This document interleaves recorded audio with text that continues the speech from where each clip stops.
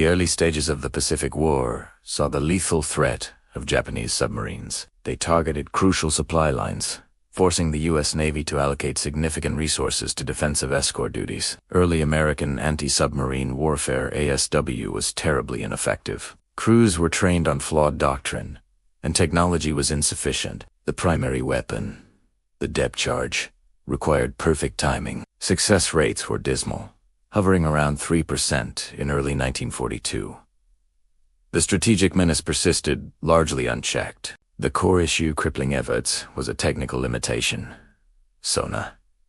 It was effective, but only up to a point. Once the surface vessel entered its final attack run, the geometry created a fatal vulnerability. The downward sweeping sonar beam would lose contact with the submarine within approximately 200 yards. This critical area became known as the sonar blind spot. It was a disaster for the hunter. Skilled Japanese commanders exploited this gap.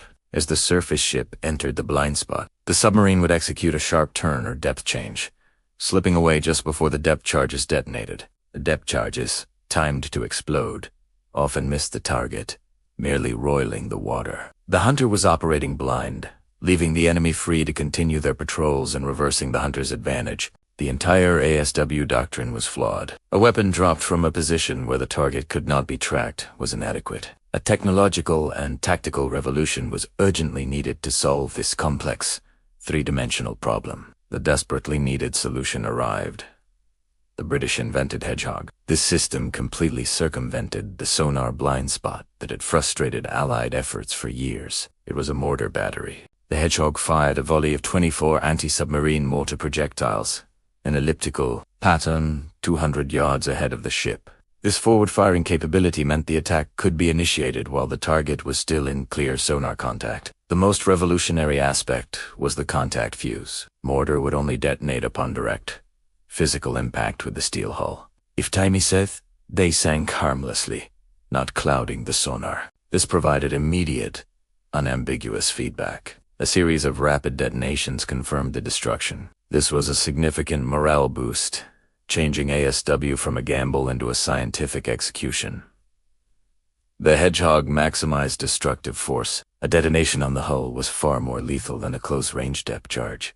The Hunter gained the advantage of continuous, aggressive prosecution. The vessel destined to prove the revolutionary power of the Hedgehog was the USS England, DE-635, a Buckley-class destroyer escort. She was purpose-built for convoy escort and though smaller, the England was perfectly equipped. She possessed the latest in sonar technology and, critically, the Hedgehog launchers, symbolizing her primary mission as a destroyer killer. The ship's design emphasized her small size fostered a tight-knit, specialized crew. Every man understood that their core function was to neutralize the underwater threat. The command structure was lean, allowing rapid decision. The ship was a platform, but its success would depend on the skill of the individuals operating its sophisticated equipment. At the heart of the England's prowess was her executive officer, Lieutenant John Albert Williamson. He was the ship's resident, highly obsessive ASW specialist, treating the mission as a puzzle.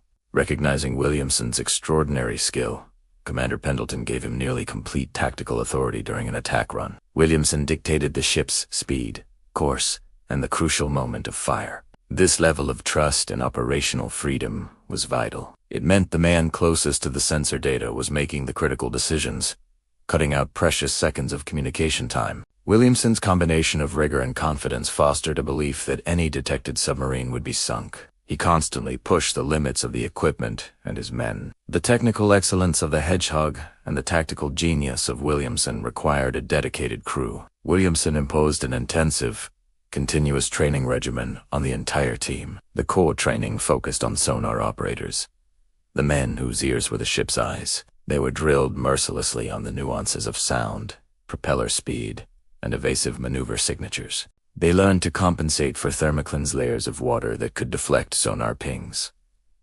The goal was to achieve perfect coordination between the man listening and the man on the helm. Every drill was a life-or-death scenario, fostering immense confidence. There was no hesitation. The crew operated as a cohesive, highly specialized unit, ready for the relentless campaign. The stage for the legendary campaign was set by Allied intelligence. Decryption of the Japanese Navy's communications code, Hotaine 25, provided crucial operational data on submarine routes. In May 1944, this intelligence highlighted a critical gathering of Japanese Rho and I-class submarines near the Admiralty Islands. This area was a vital staging ground for the Japanese. The U.S. Navy directed 3 destroyer escorts to USS England, Georgia and Rabito, form a hunter-killer group. It was a targeted ambush, not a random patrol, guided by code-breaking. The England, with Williamson's expertise, was the designated sharp end of the spear. The knowledge from JN-25 provided the tactical advantage, turning the Pacific into a confined kill box. The England spree began on May 19, 1944, with the sinking of the I-16. The attack was pure Williamson brilliance, based on anticipatory tactics, not just tracking. The submarine commander turned sharply. Williamson recognized this habitual pattern. He deliberately aimed the England 30 degrees to the right of the current position, anticipating the evasion. He fired the full Hedgehog salvo. The timing was perfect. The mortar intercepted the I-16 precisely as it completed its turn. Immediate, violent explosions erupted, confirming the sinking. Just 3 days later, on May 22nd, the England scored its second kill, the Rho 106.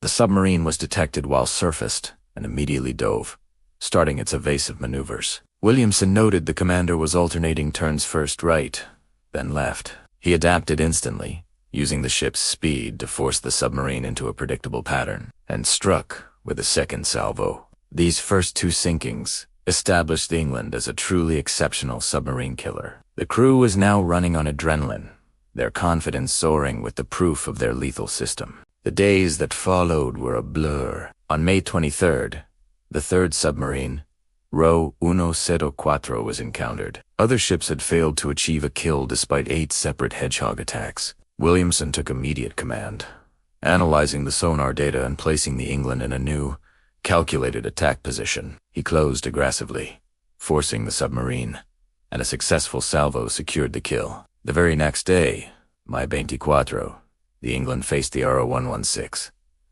This submarine's captain was a difficult opponent, employing aggressive evasion and counterpinging to confuse the sonar. The rigorously trained operators held the contact, despite the noise. Williamson, using persistence and precise handling, managed to fire a Hedgehog pattern that resulted in the sinking of the Rho 116. Achieving 4 kills in 6 days was extraordinary, but the England was not yet finished. On May 26th, the 5th submarine, RO 108, was located.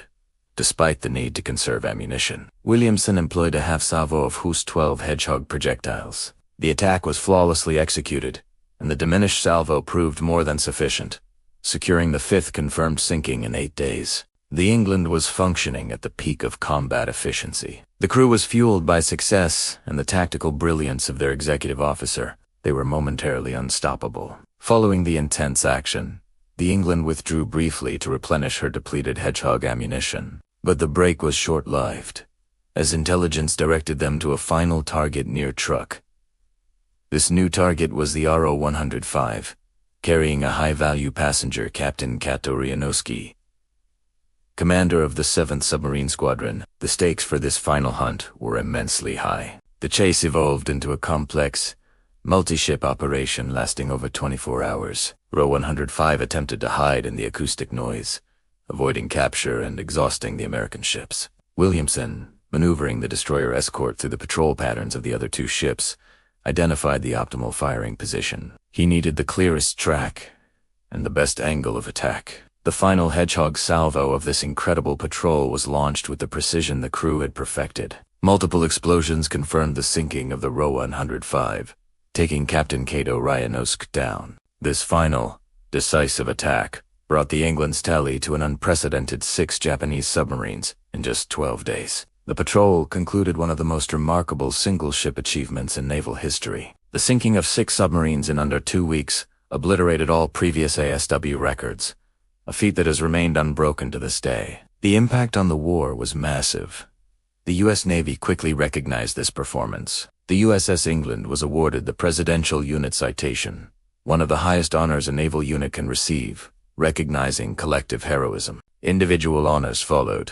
Commander Pendleton received the Navy Cross, and Lieutenant Williamson earned the Silver Star for his tactical brilliance and decisive actions. More significant was the strategic consequence. The sudden, catastrophic loss of 6 submarines sent shockwaves through the Imperial Japanese Navy's high command, inducing panic. The Japanese command ordered a complete 3-month operational halt of submarine activity in the Central Pacific. Their traditional evasive tactics were proven useless against the England's prowess. This pause severely degraded Japan's intelligence and reconnaissance capabilities. Lacking timely intel on U.S. fleet movements, the Japanese forces were ambushed in the next major confrontation. The lack of intelligence contributed directly to the overwhelming American victory known as the Great Marianas Turkey Shoot in June 1944, accelerating the U.S. advance. The England's success proved that superior technology, Hedgehog, rigorous training, and decisive tactical execution could neutralize the submarine menace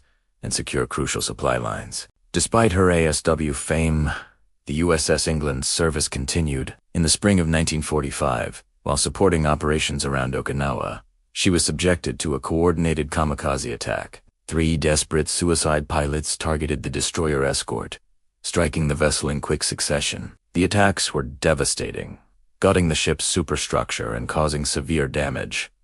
Miraculously, the England refused to sink. Her resilient construction kept her afloat despite the tragic loss of life and the immense structural damage inflicted by the aerial assault. The heavily damaged vessel was eventually towed back to the United States for repairs. However, the war was nearing its end, and the Navy began a massive post-war reduction of forces. The extensive repairs needed to restore the England were deemed inefficient. The ship was formally decommissioned in October 1945. Bringing her storied 5-year service to an end. She was eventually sold for scrap in 1946. A quiet and ignominious end for a vessel that had achieved such immense fame beneath the waves of the Pacific Ocean. The physical dismantling of the ship could not erase her record. The legacy of the USS England remains one of the most compelling narratives of naval warfare in the Second World War. Her campaign serves as a timeless case study. It demonstrated the decisive power of combining technological innovation with superior training and unwavering combat execution under pressure,